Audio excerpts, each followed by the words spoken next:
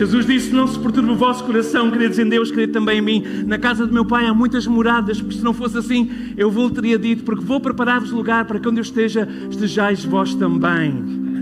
Oh, que segurança ser de Jesus, amém? Louvado seja o Senhor. Obrigado, grupo de louvor. Celebramos também hoje a vida do pastor Gracinto, que faz anos, ele está de férias, mas desde aqui da igreja, provavelmente se ele não está a ver em direto, irá ver o vídeo mais tarde. Fica então um voto de parabéns e oramos para que Deus abençoe o nosso pastor com graça, sabedoria, unção e renova suas forças durante estas férias que são também tão necessárias. Também eu, se Deus quiser, amanhã então vou tirar 12 dias para poder descansar, ir para um sítio de silêncio, eu preciso de silêncio, e depois dos últimos dias tirar um retiro espiritual a sós com Deus. A minha esposa estará numa formação. E temos feito este propósito de Deus, de estar na sua presença e buscar direção, porque de facto as lutas têm sido muitas na caminhada, mas o maior é aquele que está connosco, amém? Nada nem ninguém nos pode separar do seu amor. Eu vou começar com um versículo de Tiago, no capítulo 1, ou melhor são 2 e 3. Tiago diz assim, palavra do Espírito Santo para nós: meus irmãos, tende grande gozo quando cairdes em várias tentações ou várias provas, sabendo que a prova da vossa fé obra a paciência ou a perseverança. Então, nós sabemos que as provas, as dificuldades, as lutas vêm trazer paciência, firmeza, estabilidade, confiança no Senhor. E depois do livramento que nós experimentamos na nossa vida, sempre o cristão é testado na vossa fé. Então lá, Tiago, capítulo 1, verso 2 diz... Agora, noutra tradução: meus irmãos, considerem motivo de grande alegria o fato de passarem por diversas provações, pois vocês sabem que a prova da vossa fé produz perseverança, e a perseverança deve ter ação completa, a fim de que vocês sejam maduros, íntegros, sem lhes faltar coisa alguma. Apesar de ser um pouco português do Brasil, eu gosto muito desta tradução, porque diz que a prova da nossa fé produz perseverança, e a perseverança, com a sua ação completa, traz-nos maturidade e deve trazer integridade. E esta integridade tem a ver com todo o nosso ser, com o conjunto da nossa vida. Meus amados, todos nós sabemos que quando aceitámos Jesus, alguns passaram logo por grandes provas assim que aceitaram Jesus. Eu não sei como é que foi convosco, mas para a maior parte das pessoas que aceitam Jesus, uma grande maioria, há uma grande alegria. É natural, pelo menos nesse momento tem de haver. Se não houver é porque não houve um novo nascimento. Há uma grande alegria, não é? Nós aceitamos Jesus, o peso do nosso pecado, o peso do nosso passado, todas aquelas situações que o inimigo traz sobre nós, ele é transformado porque Jesus Cristo já levou sobre si na cruz, e nós sentimos leves, nós sentimos livres, nós sentimos novas criaturas em Cristo. Então a alegria da nossa salvação, ela vem, e essa alegria da nossa salvação não pode ser abafada pelas provas, porque as provas vêm à nossa vida através de perseguições, de aflições, que vêm naturalmente à nossa vida, porque o inimigo das nossas almas não está satisfeito com a decisão que nós tomamos de seguir Jesus todos os dias. Então a vida cristã não é um campo de férias, apesar de ser bom estar num retiro num campo de férias. A vida cristã não é sempre assim. A vida cristã tem momentos em que parece que estamos de férias, mas na verdade a vida cristã é um campo de batalha. Batalhas espirituais que nós travamos. Batalhas que nós travamos nos lugares celestiais através da oração. Nossa batalha não é contra a carne nem contra o sangue, mas contra as hostes espirituais da maldade nos lugares celestiais.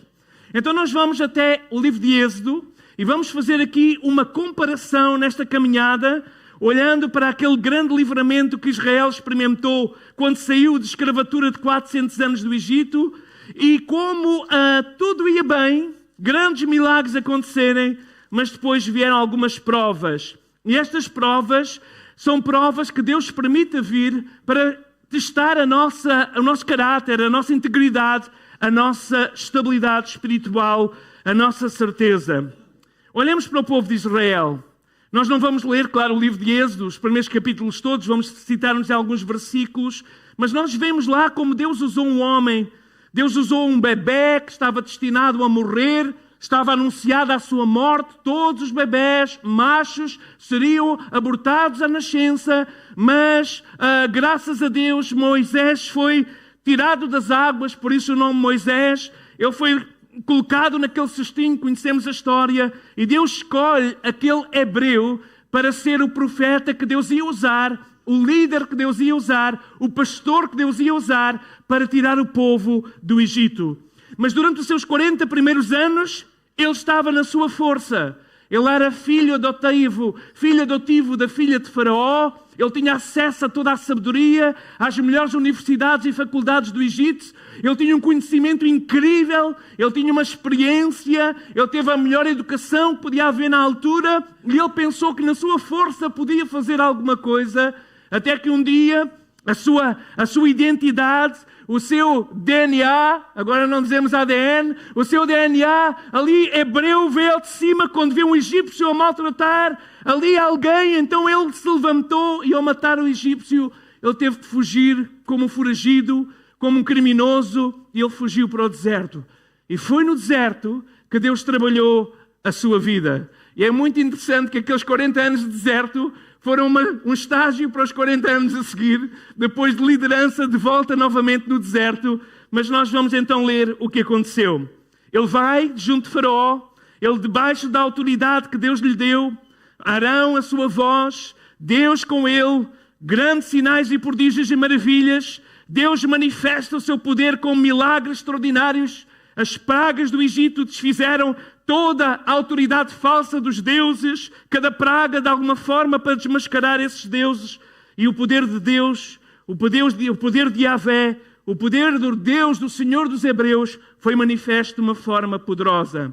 E eles saíram naquela noite, quando eles estavam a celebrar. Nós não vamos celebrar a Páscoa, porque Cristo é a nossa Páscoa, mas um pouco à semelhança, porque tudo isso era uma tipologia daquilo que iria acontecer mais tarde, quando eles estavam a partir o pão, quando eles estavam a comer a carne com as ervas amargosas, quando eles estavam ali naquele momento em celebrar a Páscoa, que era a passagem, de repente saiu a ordem, depois de celebrarem, para que podiam sair livres, e eles saíram livres do Egito.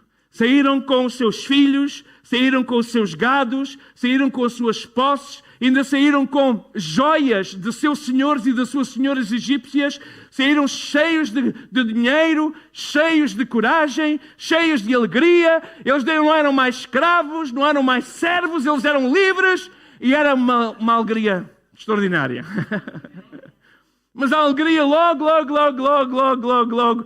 acalmou quando eles chegam diante de um mar que era uma encruzilhada, neste caso não era uma encruzilhada, perdão, era um beco sem saída, em que eles estavam ali, e atrás deles começam a surgir o pó dos carros do Faraó, com os seus arqueiros, com os seus melhores cavaleiros, com os seus melhores carros de combate. E eles ouviram os carros de combate e aquela poeira entre aquelas montanhas, eles não tinham onde fugir, e eles tinham o mar diante deles, e Deus usa a Moisés para que, ao tocar nas águas, as águas do Mar Vermelho se abrem, eles passam a pé enxuto, eles estão no outro lado, à sua direita, à sua esquerda estava uma muralha de água, à sua direita outra muralha de água, e eles passaram a pé enxuto. E quando os inimigos tentaram ir atrás deles, na sua força, vamos atrás, vamos apanhá-los, vamos matá-los, diz que as águas se fecharam, e no dia seguinte os corpos dos seus inimigos jaziam na praia.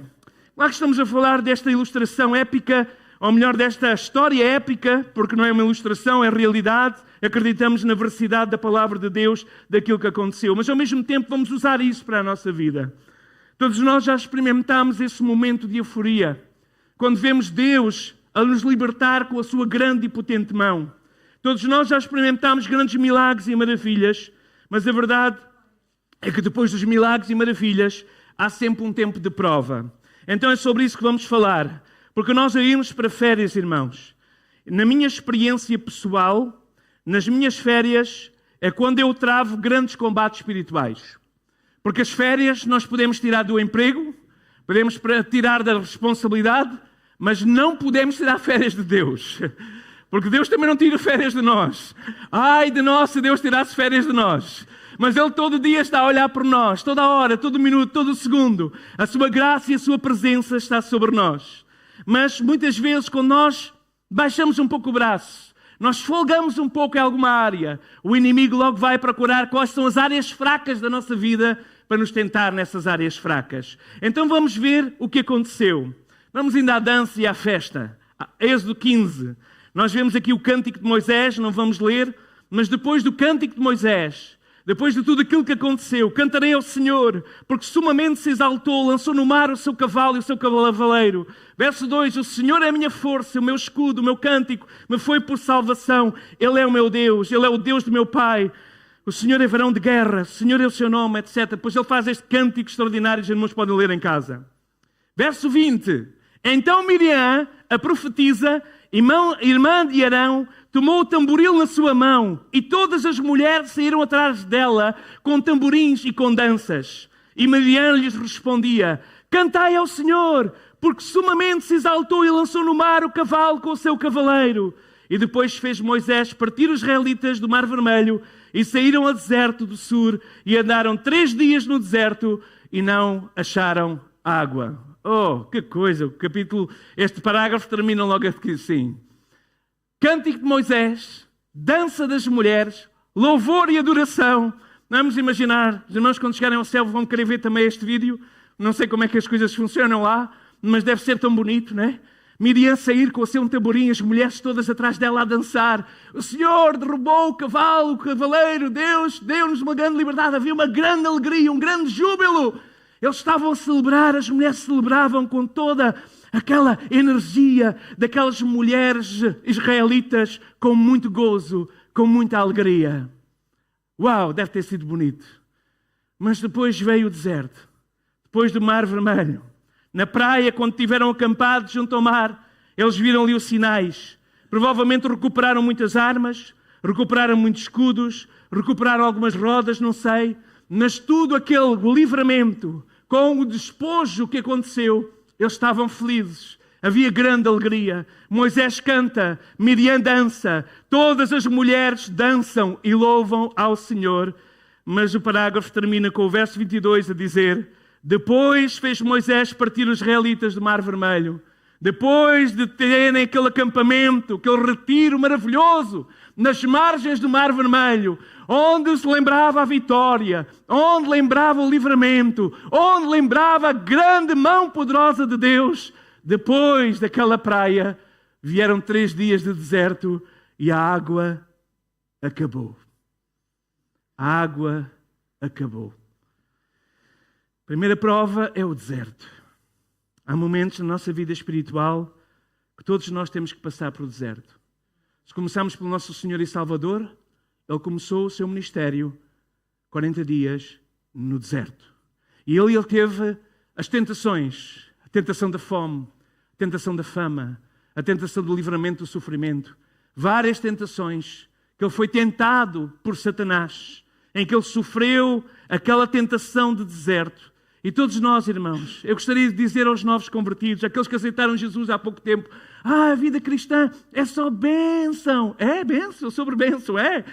Mas para haver bênção tem que haver lutas, para haver vitórias, se não houver lutas, não há vitórias, porque as lutas com Cristo nos geram vitórias. Mas há momentos em que as batalhas sentimos que estamos a perder, em que sentimos que a nossa força está mesmo por um fio, em que nós temos que depender e aprender a depender, porque no deserto nós não podemos depender da água que existe de fontes, nós não podemos depender da comida que podemos tirar das árvores de fruto, porque no deserto não há fruto, no deserto não há beleza, no deserto há árido, há seca. Mas quando nós dependemos de Deus, Deus é Deus também de deserto.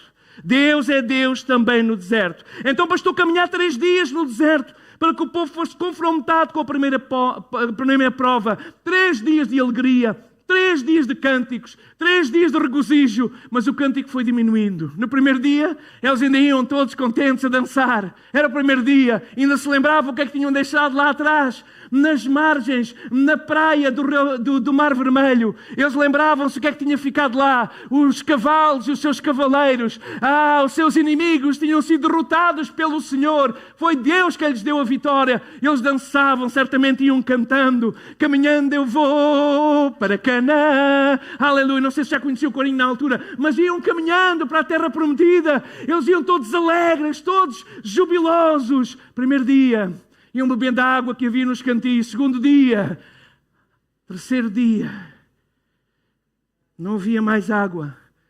Não havia mais água. E a água é vida. A água é vida. 3 dias de deserto, faltou-lhes a água. A alegria terminou. A lembrança do poder de Deus parece que se esfumou, de repente. A murmuração abriu-se de par em par. Meus queridos, como é que é possível? 3 dias. Irmãos, a gente olha para Israel, eu vejo às vezes a minha vida. Eu também fui como Israel tantas vezes. Às vezes nós somos como Israel. Israel viu, irmãos. Os irmãos, nós não conseguimos imaginar. Mas com crianças, com toda a gente, aqueles carros, eles sabiam que aqueles carros significavam morte, escravidão novamente. Os homens seriam, grande parte deles mortos, não queriam matar todos, porque eles queriam escravos de volta, mas seriam arrastados pelos cabelos de volta para o Egito, onde eles já tinham feito, nos últimos tempos, tijolos, sem terem a palha, tinham que apanhar a palha, tinham que amassar, tinham que trabalhar de sol a sol. A escravatura estava a vir de volta, estava à vista, e Deus lhes dá uma grande libertação. Mas no verso 23 diz assim: chegaram a Mara, mas não puderam beber as águas de Mara, porque as águas eram amargas, por isso se chamou o seu nome Mara. E o povo murmurou contra Moisés, dizendo: que havemos de beber. Uau! A alegria terminou e vem a murmuração. Murmuração, irmãos. Murmuração. Murmuração é um cancro na igreja do Senhor. Murmuração é a semente maligna para matar a alegria e a autoridade de Deus sobre a sua igreja. Eles murmuraram. Irmãos, é interessante que claramente Moisés diz que a murmuração que eles fizeram não foi contra ele. Apesar de que no verso 24 diz que o povo murmurou contra Moisés, dizendo que havemos de beber. Mas no capítulo 16, no verso 7, Moisés diz assim: amanhã vereis a glória do Senhor, porque ouviu as vossas murmurações contra o Senhor. Porque quem somos nós para que murmureis contra nós? Então o que é que ele está a dizer? Quando vocês estão a murmurar, povo, vocês estão a murmurar, pensam que estão a murmurar contra nós, contra os pastores? Não. Verso 8, disse mais Moisés: isso será quando à tarde vos der carne a comer, pela manhã pão a fartar, porque o Senhor ouviu as vossas murmurações com que murmurais contra Ele. Porque quem somos nós? As vossas murmurações não são contra nós, as vossas murmurações são contra o Senhor. Irmãos, temos de ter muito cuidado com isso. Graças a Deus, irmãos, que nós estamos a viver dias de alegria, mas as provas estão a vir, as dificuldades estão a vir, e muitas vezes o inimigo coloca na nossa mente murmuração, maldicência, são os instrumentos mais poderosos que o diabo usa para dividir uma igreja. Murmuração, maldicência, são os instrumentos mais poderosos para impedir a bênção do Senhor sobre as nossas vidas. E o povo de Israel muitas vezes deixou-se levar por este pecado, pelos ardis de Satanás. Ao tentar dividir o povo contra Moisés, Satanás tentava dividir o povo contra Moisés e contra o Senhor seu Deus. Capítulo 17, verso 3.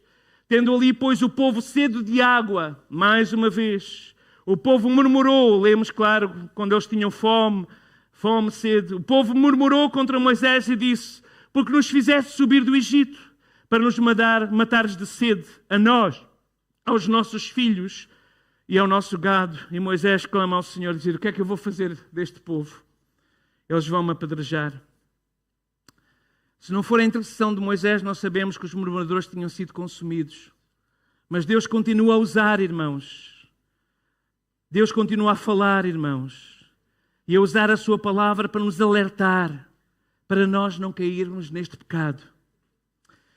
A primeira prova, o deserto pode gerar murmuração. Que o Senhor nos livre disso. Porque a murmuração não são contra homens. A murmuração é contra o Senhor. A segunda prova encontramos no capítulo 16, já lemos um pouco, o verso 12. Eles estavam com fome. Diz no verso 12 do capítulo 16: tenho ouvido as murmurações dos filhos de Israel. Fala-lhes dizendo: entre as 2 tardes comereis carne, e pela manhã vos fartareis de pão, e sabereis que eu sou o Senhor vosso Deus. E aconteceu que à tarde subiram codornizes, cobriram o arraial, e pela manhã jazia o orvalho ao redor do arraial. E alçando o orvalho caído, eis que sobre a face do deserto estava uma coisa miúda, redonda, miúda, como a geada sobre a terra. E vendo os filhos de Israel, disseram uns aos outros: o que é isto? Porque não sabiam o que era. Disse-lhes, pois, Moisés: este é o pão que o Senhor vos deu para comer. Louvado seja o seu santo nome. A segunda prova, irmãos, é a falta do básico.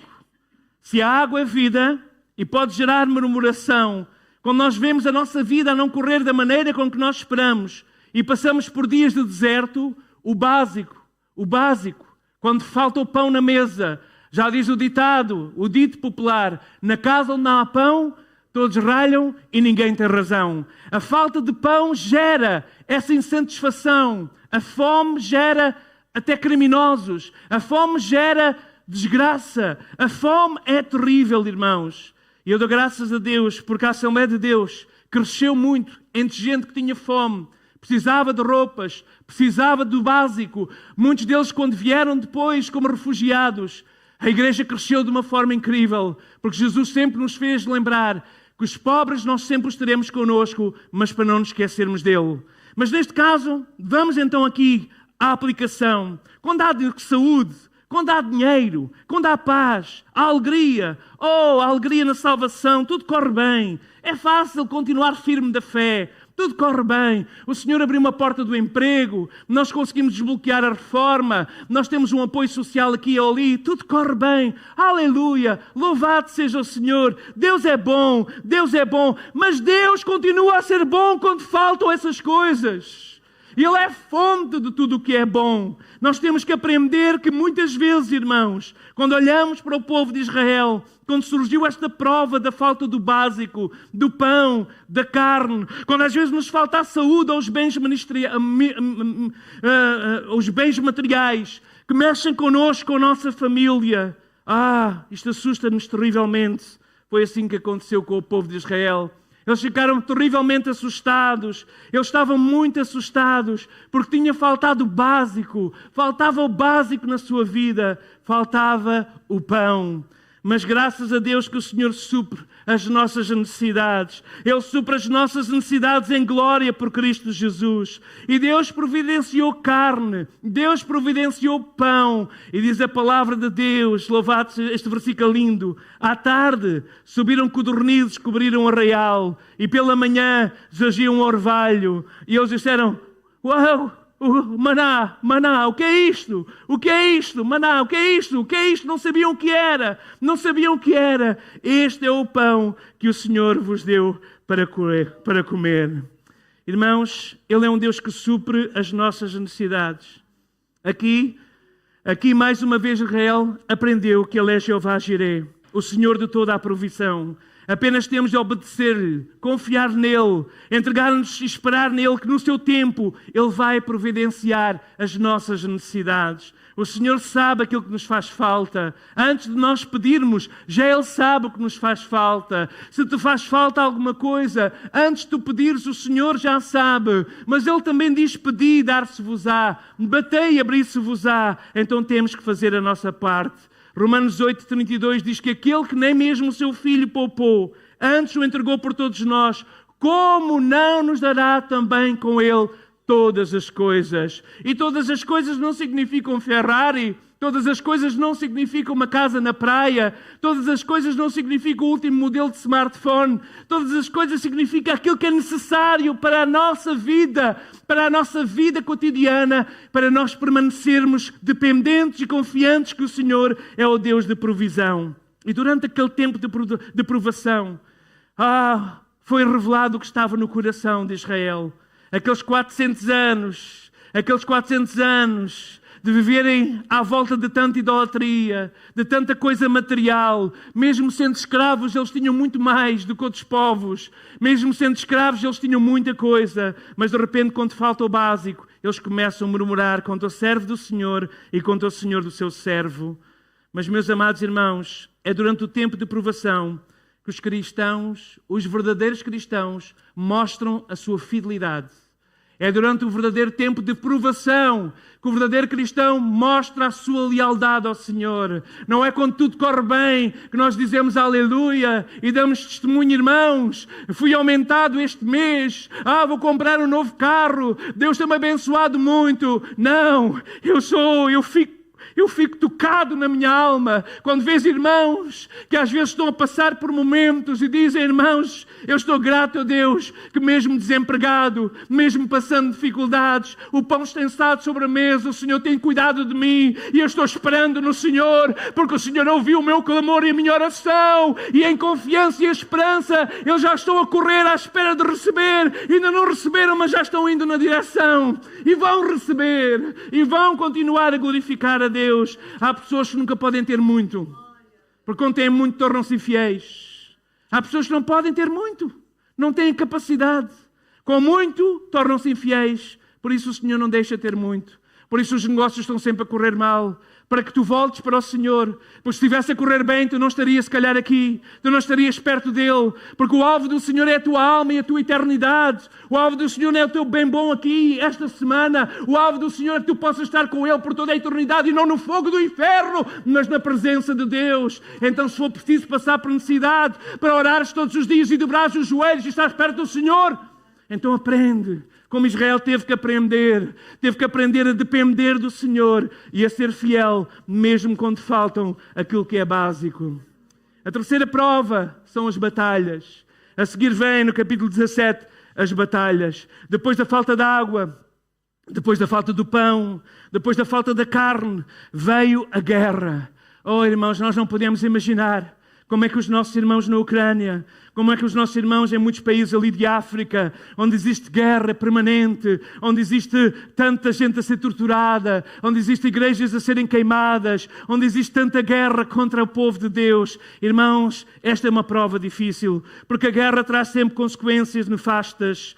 No capítulo 17, verso 8, nós vemos o que aconteceu. Louvado seja o Senhor. Aleluia. Verso 8. Então veio Amaleque, pelejou contra Israel em Refidim. E disse Moisés a Josué: escolhe-me homens, sai à peleja contra Amaleque. Amanhã eu estarei no cume do outeiro e a vara de Deus estará na minha mão. E fez Josué como Moisés lhe dissera, pelejando contra Amaleque. Mas Moisés, Arão e Ur subiram ao cume do outeiro. E acontecia quando Moisés levantava a sua mão, Israel prevalecia, mas quando ele abaixava a sua mão, Amaleque prevalecia.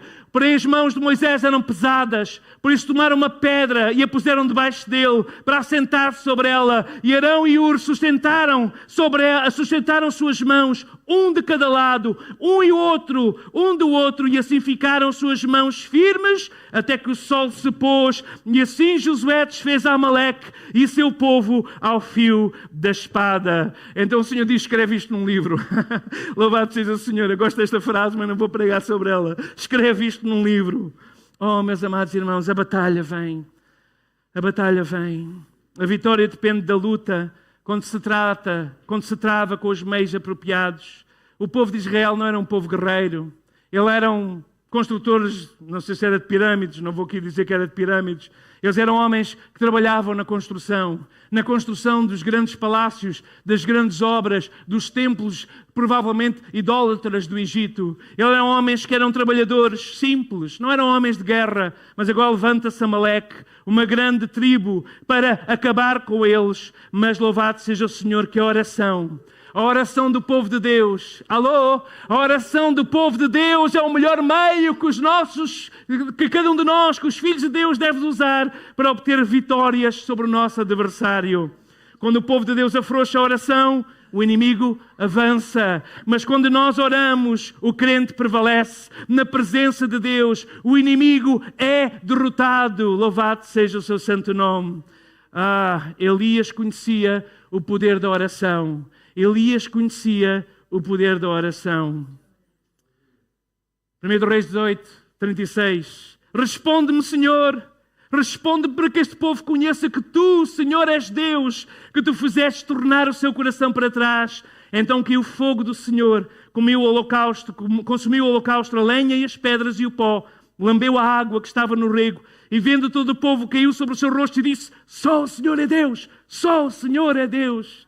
Eliseu também aprendeu com o seu mestre, devia depender da oração. 2 Reis 4:32, então ele entrou, fechou a porta após ele. Chegando Eliseu àquela casa, o menino jazia morto sobre a sua cama. Subiu, deitou-se sobre o menino e ele começou a orar ao Senhor. E 7 vezes, depois de ele estendeu sobre ele aquele momento de oração e o menino abriu os olhos. Davi descobriu o poder da oração. Salmo 34:4, busquei ao Senhor e Ele me respondeu, livrou-me de todos os meus temores. Olharam para eles e foram eliminados. Os seus rostos não ficaram confundidos. Clamou este pobre e o Senhor o ouviu, aleluia, e o salvou de todas as suas angústias. Salmo 34:4-6. Eles conheciam o poder da oração. Conhecemos nós o poder da oração, igreja.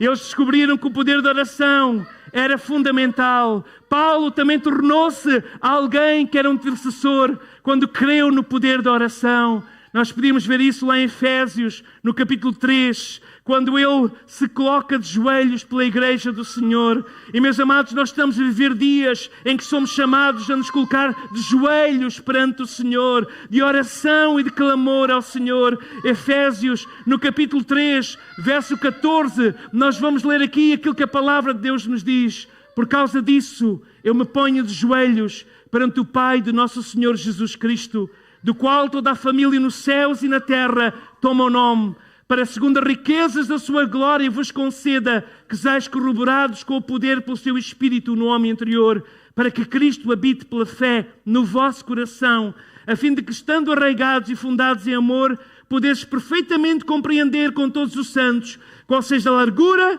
o comprimento, a altura e a profundidade, e conhecer o amor de Cristo, que ultrapassa todo o entendimento, para que sejais cheios de toda a plenitude de Deus. Louvado seja o Senhor. Maior é o nosso Deus do que todas as coisas que são contrárias. A oração e o poder da oração, irmãos, desfaz toda a obra de Satanás. E nós temos que acreditar que este Deus que pode todas as coisas e que é o Senhor que está no controle de todas as coisas, o Senhor que conhece as nossas limitações, o Senhor que nos garante vitória, o Senhor que na cruz do Calvário levou todas as nossas dores e misérias, mas Ele ressuscitou, Ele venceu a morte e o inferno, Ele é Senhor dos senhores, Ele é Rei dos reis.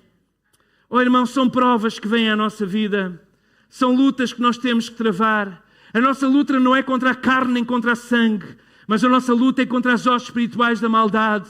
Por isso, quando nós nos levantamos em oração, quando nós tomamos autoridade no poder que há no nome de Jesus, os demónios têm que dobrar os joelhos, porque há poder no nome que venceu a Satanás, esmagou a velha serpente, e a autoridade não está em nós, mas está no Espírito que está a viver em nós e na autoridade da sua palavra que habita em nós. Eu não sei se o irmão está a passar por deserto. Eu não sei se o irmão está-lhe a faltar a água, a alegria, a vida. Eu não sei se o irmão está a travar algum tipo de batalha. Eu não sei se o irmão está-lhe a faltar até o básico, aquilo que é essencial. Mas nesta manhã eu quero dizer que o Senhor, que é o Senhor da vitória, Ele está aqui nesta manhã. Louvado seja o Senhor. A prova da nossa fé produz perseverança, e a perseverança ou a paciência é uma virtude cardeal que o crente não pode deixar de abundar nela. A palavra de Deus aconselha-nos a ser pacientes na tribulação, pacientes, perseverantes até à vinda do Senhor. Romanos 12:12, alegrai-vos na esperança, sede pacientes na tribulação, perseverai na oração. 1 Tessalonicenses 5:17, orai sem cessar. Qual é a prova que te está a derrubar, irmão e irmã? Deserto? Falta de recursos? Batalhas? Talvez a batalha que estás a travar é na tua própria família. Talvez a batalha que estás a travar é com um emprego, com uma situação financeira. Talvez a batalha que estás a travar é contra a tua própria carne. Tens estado a travar batalhas, mas o Senhor é o Senhor da batalha. O Senhor é o Senhor da vitória. Eu não sei se estás no deserto, ou se te falta o básico, ou se estás a travar uma batalha espiritual, mas nesta manhã, o Deus de Israel, o Deus de Jacó, o Deus de José, o Deus dos israelitas, o Deus que é o nosso Deus, e Jesus Cristo que é o nosso Senhor e Salvador, Ele nos dá um conselho. E ele diz em Tiago 5:7, através do Espírito Santo: sede, pois, irmãos, pacientes até à vinda do Senhor. Paciente significa perseverantes. Sede, pois, irmãos, perseverantes até à vinda do Senhor. Eis que o lavrador espera o precioso fruto da terra, aguardando com paciência até que receba a chuva temporã serôdia. Sede vós também pacientes. Fortalecei o vosso coração. A vinda do Senhor está próxima. A vinda do Senhor está próxima. Sede pacientes. Fortalecei o vosso coração. Se o irmão entrou nesta manhã, o seu coração está vacilante. Se o seu coração está tenebroso, com medo, com receio, o Senhor está aqui. O Senhor da vitória. Ele é o Deus que nos dá a vitória. Vitória sobre os nossos inimigos. Vitória sobre a aridez do deserto. Vitória sobre a falta do básico, a falta do pão. Vitória sobre os nossos inimigos. Sobre a nossa carne, que é um símbolo de Amaleque. Qual é a prova que te está a derrubar? Deserto? Falta de recursos? Ou batalhas? Olha para o Senhor. Não murmures contra Deus. Confia no Senhor. Clama ao Senhor. Ele diz: clama a mim, eu responder-te-ei. Eu anunciar-te-ei coisas grandes e firmes que ainda não sabes. Clama ao Senhor nesta manhã. Porque as nossas batalhas são travadas com os joelhos no chão. As nossas batalhas são travadas até da oração, através da oração e da nossa consagração. Daí vem o poder, daí vem a autoridade. Vamos ficar de pé na presença do Senhor. O Espírito Santo está aqui para dar vitória nesta manhã. O Espírito Santo está aqui para nos dar vitória na batalha que estamos a travar. Eu não sei qual é a batalha que tu estás a travar, mas eu conheço o Senhor da vitória. Eu conheço o Senhor que dá a vitória. E o Senhor nos garante a vitória por Cristo Jesus, nosso Senhor. A morte foi vencida. Satanás está derrotado. Seja qual for a tua circunstância, o Senhor da vitória está aqui. Nesta manhã nós gostaríamos de orar por gente que está a travar estas lutas, estas provações. Talvez um tempo de deserto. Viestes para uma terra onde não haja cor, onde não haja sumo, já não há suco, já não há vida, já não há alegria. O teu coração tem sentido tristeza. Aquela alegria que tu sentias, que te fazia dançar e louvar, saiu do teu coração. Mas nesta manhã o Senhor quer restaurar a alegria, porque a alegria do Senhor é a nossa força e nós não podemos perder a alegria. A alegria do Senhor alimenta a nossa confiança, a nossa fé, para em Cristo fazermos proezas. Talvez estás num momento de tristeza, de deserto, mas nesta manhã nós queremos orar que o Espírito Santo te encha de alegria na sua presença. Talvez a tua segunda luta, ou estás na segunda prova, a prova da falta do básico, da água, a prova da falta do básico, do pão, da falta da carne, da falta das coisas básicas. Não consegues pagar uma conta da luz, a renda é muito elevada, tu estás a lutar diariamente para colocar o pão na mesa, estás a passar por dificuldade. Não murmures contra os servos do Senhor, não murmures contra o Senhor dos seus servos. Esperem Deus, porque os céus vão se abrir. E o maná vai descer para alimentar a tua vida, a tua família e a tua casa, no nome de Jesus. Ou talvez estás a travar uma batalha espiritual que não é contra o teu marido, nem contra o teu companheiro, nem contra o teu filho, nem contra a tua filha, mas é uma batalha contra o espírito que se tem levantado para tentar te derrubar dentro do teu próprio lar. Mas nesta manhã, nesta manhã, o Senhor que está aqui, o Senhor da vitória, diz: persevera, porque a prova da fé produz perseverança, e a perseverança traz resposta, e os céus vão se abrir, porque nós não somos mais escravos, nós somos filhos, não somos mais escravos, nós somos herdeiros e co-herdeiros com Cristo das promessas. Se estás numa destas três situações e precisas de oração, sai do teu lugar, vem à frente e nós vamos orar. Os servos do Senhor vão orar sobre a tua vida. Nós não queremos que ninguém saia daqui sem receber uma oração. Talvez é a situação do deserto. A alegria tem desaparecido. Sentes-te numa terra árida, numa terra onde não há água, numa terra de deserto, numa terra onde não há alegria, onde a alegria tem secado, mas a alegria que estava na vasilha tem sido escassa. Mas o Senhor quer renovar a alegria nesta manhã. Seja a segunda, a falta do básico, situações financeiras, lutas que estás a travar, o Senhor está aqui para trazer resposta. Ele abriu os céus e fez cair aqueles flocos de maná. Ele é o Senhor do impossível e Ele quer fazer isso nesta manhã sobre a tua vida. Se tu confiares nele e olhares para o autor e consumador, ou se estás na terceira situação de uma batalha que tem consumido as tuas energias, tem consumido a tua força. Tu disseste nesta manhã: Senhor, eu vou à tua casa, mas eu preciso que tu fales comigo, porque eu já não aguento mais o calor da batalha, a força da batalha. Mas o Senhor está aqui para renovar as tuas forças, e nós estamos aqui para colocar e levantar os teus braços à tua esquerda e à direita, tal como Arão e Ur fizeram com Moisés. E quando a igreja ora unida, Deus responde no nome de Jesus. Aleluia. Se precisas de oração, sai do teu lugar, vem à frente. Nós vamos dar a oportunidade, enquanto o grupo de louvor vai subir, para nós adorarmos a Deus. No momento de adoração e louvor, o Senhor está aqui para dar vitória ao seu povo. Ele é o Jeová Jiré. Aleluia. Ele é o Shaddai, o Senhor dos exércitos. Ele é o Deus da vitória. Ele é o Deus da vitória. Ele é o Deus da vitória. Enquanto nós vamos adorar ao Senhor, nós vamos estar orando. Peço aos obreiros da igreja para orar, e ninguém fica sozinho nesta manhã. Nós vamos orar, vamos ser Arão e Ur ao lado para levantar os braços. Deus da vitória está aqui.